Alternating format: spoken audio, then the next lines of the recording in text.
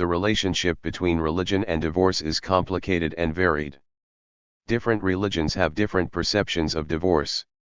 Some religions accept divorce as a fact of life, while others only believe it is right under certain circumstances like adultery. Also, some religions allow remarriage after divorce, and others believe it is inherently wrong. This article attempts to summarize these viewpoints of major world religions and some important traditions regarding divorce in each faith. The great majority of Christian denominations affirm that marriage is intended as a lifelong covenant, but vary in their response to its dissolubility through divorce. The Catholic Church treats all consummated sacramental marriages as permanent during the life of the spouses, and therefore does not allow remarriage after a divorce if the other spouse still lives and the marriage has not been annulled. However, divorced Catholics are still welcome to participate fully in the life of the Church so long as they have not remarried against Church law, and the Catholic Church generally requires civil divorce or annulment procedures to have been completed before it will consider annulment cases. Annulment is not the same as divorce, it is a declaration that the marriage was never valid to begin with. In order for a Catholic marriage to be considered valid, and therefore confirmed as a lifelong covenant and not subject to an annulment, there are some grounds that have to be met. Among these grounds are certainty that the espoused entered into sacramental marriage freely and with knowledgeable consent of the union. Couples who wish to gain a better understanding of the legitimacy of their marriage are often encouraged to seek counsel within their parish or diocese. Other Christian denominations, including the Eastern Orthodox Church and many Protestant churches, will allow both divorce and remarriage even with a surviving former spouse, at least under certain conditions. For example, the Allegheny Wesleyan Methodist Connection, in its 2014 discipline, teaches: "We believe that the only legitimate marriage is the joining of one man and one woman, General 224, ROM 7:2, 1 COR 710, F 522, 23. We deplore the evils of divorce and remarriage. We regard adultery as the only scripturally justifiable grounds for divorce, and the party guilty of adultery has by his or her act forfeited membership in the Church.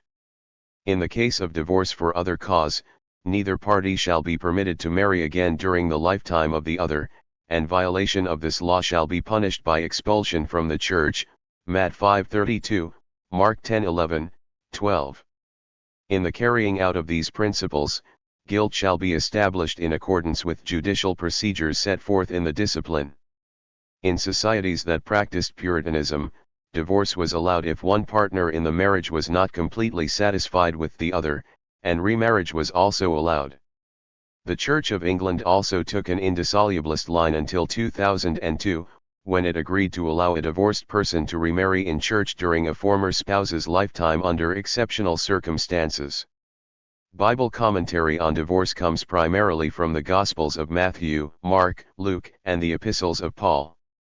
Jesus taught on the subject of divorce in 3 of the Gospels, and Paul gives a rather extensive treatment of the subject in his first epistle to the Corinthians chapter 7, "Let not the wife depart from her husband, let not the husband put away his wife," 1 Corinthians 7:10-11, but he also includes the Pauline privilege.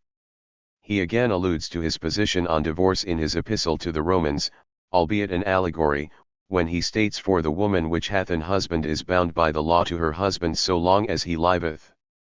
So then if, while her husband liveth, she be married to another man, she shall be called an adulteress," Romans 7:2-3.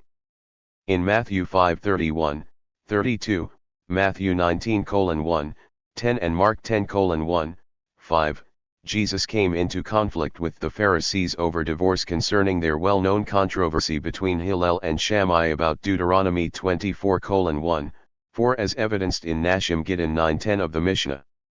Do Jesus' answers to the Pharisees also pertain to Christians? Are Christians who adopt these teachings Judaizers? The differences in opinions about these questions usually arise over whether Jesus opposed the law of Moses or just some of the viewpoints of the Pharisees, and whether Jesus just addressed a Jewish audience or expanded his audience to include Christians, for example all nations as in the Great Commission. Since Deuteronomy 24:1-4 did not give Jewish women the right to directly initiate a divorce, see Aguna, did Jesus' answers in the house to his disciples expand the rights of women, or did they merely acknowledge that some Jewish women, such as Herodias who divorced Herod Boethus, were wrongfully taking rights because Jewish women were being assimilated by other cultures? See Matthew 14:3, 4, Mark 10:10, 12. In other words, did Jesus confine his remarks to the Pharisaical questions, and did he appeal to his own authority by refuting the oral authority of the Pharisees with the formula "you have heard, but I say to you" in Matthew 5:20, 48? Expressions used by Jesus such as "you have heard," "it hath been said," "it is written," "have you never read," "keep the commandments, why do you break the commandments with your traditions?" and "what did Moses command you?" seem to indicate that Jesus generally respected the Hebrew Bible and sometimes opposed Pharisaical opinions. He was critical of the Pharisees. Buddhism has no religious concept of marriage. In Buddhism, marriage is a secular affair, subject to local customs. According to the Quran, marriage is intended to be unbounded in time, but when marital harmony cannot be attained, the Quran allows the spouses to bring the marriage to an end. 2:231. Divorce in Islam can take a variety of forms, some initiated by the husband and some initiated by the wife. The main traditional legal categories are talaq, repudiation, khul, mutual divorce, judicial divorce, and oaths. The theory and practice of divorce in the Islamic world have varied according to time and place. Historically, the rules of divorce were governed by Sharia, as interpreted by traditional Islamic jurisprudence, and they differed depending on the legal school. Historical practice sometimes diverged from legal theory. In modern times, as personal status, family, laws were codified, they generally remained within the orbit of Islamic law, but control over the norms of divorce shifted from traditional jurists to the state. Judaism has always accepted divorce. Judaism generally maintains that it is better for a couple to divorce than to remain together in a state of bitterness and strife. Divorce is obtainable by the mutual consent of both parties, with no outside authorities' consent required. In general, it is accepted that for a Jewish divorce to be effective the husband must hand to the wife, and not vice versa, a bill of divorce called a get, while witnesses observe. Although the get is mainly used as proof of the divorce, sometimes the wife will tear the get to signal the end of the marriage and to ensure it is not reused.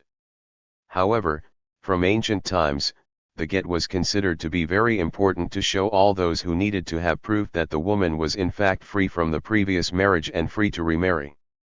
In Jewish law, besides other things, the consequences of a woman remarrying and having a child while still legally married to another is profound. The child would be a mamzer, an estranged person to be avoided. Also, the woman would be committing adultery should she remarry while still legally married to another. An enactment called Hurem D'Rabbanu Gershom, the proscription of Gershom ben Judah, accepted universally throughout European Jewish communities, prohibited a husband from divorcing his wife against her will. In Halakha, Jewish law, divorce is an act of the parties to the marriage, which is different from the approach adopted by many other legal systems. That is, a Jewish divorce does not require a decree from a court. The function of the court, in the absence of agreement between the parties, is to decide whether the husband should be compelled to give the get or for the wife to accept the get. But, notwithstanding any such ruling, the parties remain married until such time as the husband actually delivers the get. Jewish law, in effect, does not require proof or even an allegation of moral or other fault by either party. If both parties agree to a divorce and follow the prescribed procedure, then the court would not need to establish responsibility for the marriage breakdown. In this sense, it is a no-fault approach to divorce. A woman who has been refused a get is typically referred to as an aguna. Where prenuptial agreements are enforceable in civil courts, appropriate provisions may be made to compel the giving of the get by the husband in the event of a civil divorce being obtained. However, this approach has not been accepted universally, particularly by the Orthodox. A wife can initiate a divorce process on several grounds, including lack of satisfaction in her sexual life. However, this right extends only so far as petitioning a court to force her husband to divorce her. One part of the complex process of divorce in Judaism is the creation of the get itself. The get is crafted with great care and responsibility in order to ensure that no mistakes create consequences in the future. For example, exactly 12 lines are written in permanent ink telling the names of both parties, place, and time of the divorce. Because of the danger of the birth of mamzerim if the process is not performed properly, and because divorce law is extraordinarily complex, the process is generally supervised by experts. The Wiccan equivalent of a divorce is described as a hand parting. Wiccans traditionally see either a high priest or high priestess to discuss things out before a divorce. 15 However, a hand fasting marriage that falls apart peacefully does not necessarily need a hand parting. 16. In Unitarian Universalism, because they affirm the right of conscience, divorce is allowed and should be a decision by the individual person and is seen as ending a rite of passage. Such divorces have sometimes taken the form of divorce rituals as far back as the 1960s. Divorces are largely seen as a life choice. In Hinduism, divorce and remarriage is allowed. Arthashastra, which is one of the sastras in Hinduism, says, a woman, hating her husband, cannot dissolve her marriage with him against his will. Nor can a man dissolve his marriage with his wife against her will. But from mutual enmity, divorce may be obtained, parasparam dvshin moksha. If a man, apprehending danger from his wife desires divorce, moksham ikhed, he shall return to her whatever she was given, on the occasion of her marriage. If a woman, under the apprehension of danger from her husband, desires divorce, she shall forfeit her claim to her property. Christian views on divorce find their basis both in biblical sources and in texts authored by the Church Fathers of the early Christian Church, who were unanimous in the teaching regarding the issue. According to the Synoptic Gospels, Jesus emphasized the permanence of marriage, see Mark 10 at verses 1 to 12, Matthew 19, Luke 16:18, but also its integrity. In the Gospel of Mark, Jesus says, whosoever shall put away his wife, and marry another, committeth adultery against her. And if a woman shall put away her husband, and be married to another, she commits adultery. The Gospel of Luke adds that those who marry divorced persons also commit adultery, as recorded in Luke 16:18. 1 Corinthians 6:9, 10 states that adulterers shall not inherit the kingdom of God. The only lawful ground for divorce available to the innocent spouse is fornication, or adultery, on the part of the guilty mate, as recorded in Matthew 19:9. Nevertheless, the Shepherd of Hermas, an early Christian work on the subject, teaches that while fornication is the only reason that divorce can ever be permitted, remarriage with another person is forbidden to allow repentance and reconciliation of the husband and wife. Those who refuse to forgive and receive their spouse are guilty of a grave sin. This Christian teaching is echoed in 1 Corinthians 7:10, 11, which forbids divorce and states that those spouses who have deserted their husband/wife should return their partner. If that is absolutely impossible, the husband and wife should remain chaste. Both in the Gospel of Matthew and of Mark, Jesus remembers and quotes Genesis 1:27, male and female created he them, and Genesis 2:24, shall a man leave father and mother, and shall cleave to his wife, and they twain shall be one flesh. 12. Paul the Apostle concurred but added an exception, interpreted according to Roman Catholicism as the Pauline privilege. This interpretation of Paul's words teaches that in the case of a non-Christian couple, neither party has ever received the sacrament of baptism, where one of the parties converts to Christianity and receives the sacrament of baptism. That party is allowed to enter into a Christian marriage if and only if the non-Christian spouse departs. The Catholic Church does not prohibit civil divorce. However, a Catholic may not remarry after a civil divorce unless they have received an annulment, a finding that the marriage was not canonically valid, under a narrow set of circumstances. The Eastern Orthodox Church permits divorce and remarriage in church in certain circumstances, though its rules are generally more restrictive than the civil divorce rules of most countries. Most Protestant churches discourage divorce, though the way divorce is addressed varies by denomination.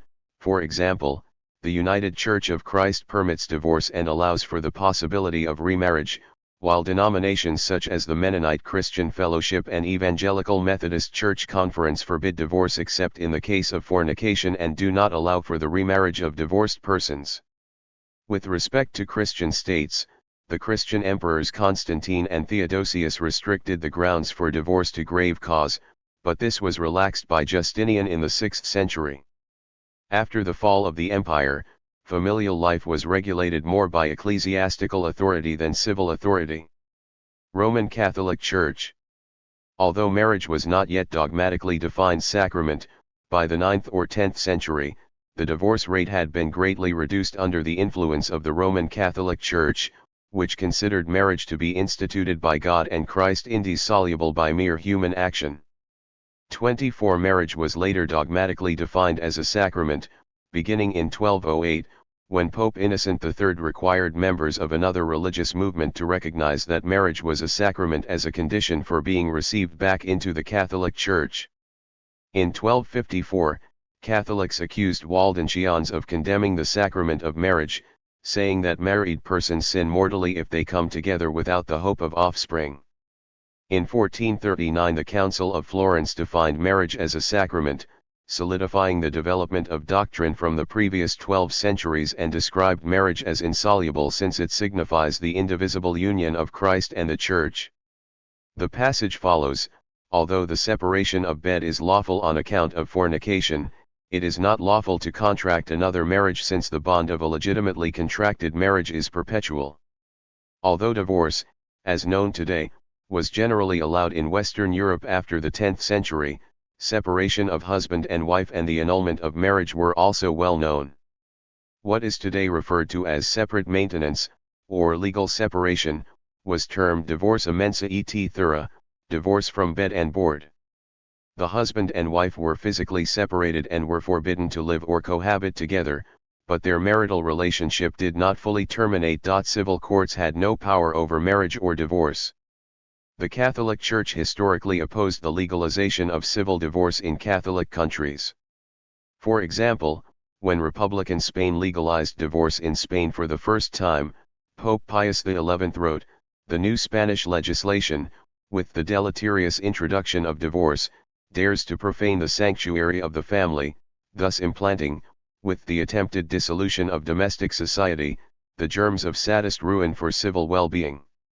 Canon law makes no provision for divorce, but a declaration of nullity may be granted when the proof is produced that essential conditions for contracting a valid marriage were absent, i.e., that the sacrament did not take place due to some impediment. The grounds for annulment are determined by church authority and applied in ecclesiastical courts. Annulment was known as divorce vinculo matrimonii, or divorce from all the bonds of marriage, for canonical causes of impediment existing at the time of the marriage. For in cases of total divorce, the marriage is declared null, as having been unlawful ab initio. The Church holds that the sacrament of marriage produces one person from two, inseparable from each other. Holy Scripture affirms that man and woman were created for one another. It is not good that the man should be alone. The woman, flesh of his flesh, his equal, his nearest in all things, is given to him by God as a helpmate. She thus represents God from whom comes our help. Therefore, a man leaves his father and his mother and cleaves to his wife, and they become one flesh. The Lord himself shows that this signifies an unbreakable union of their two lives by recalling what the plan of the Creator had been in the beginning, so they are no longer two, but one flesh. Since husband and wife became one person upon marriage, that oneness can only be seen as null if the parties improperly entered into the marriage initially, in which case the marriage does not validly exist. In 2016, Pope Francis published Amoris Laetitia, which pertains to the reception of Holy Communion by the divorced and remarried who live together more uxorial. However, there have been no updates to Roman Catholic canon law as a result of this apostolic exhortation. Divorce according to Islamic law can occur in a variety of forms, some initiated by a husband and some by a wife. The main categories of Islamic customary law are talaq, repudiation, marriage, khul, mutual divorce, and fasq, dissolution of marriage before the religious court. Historically, the rules of divorce were governed by Sharia, as interpreted by traditional Islamic jurisprudence, though they differed depending on the legal school, and historical practices sometimes diverged from legal theory. In modern times, as personal status, family, laws have been codified, they generally have remained within the orbit of Islamic law, but control over the norms of divorce shifted from traditional jurists to the state. Thank you for watching this video.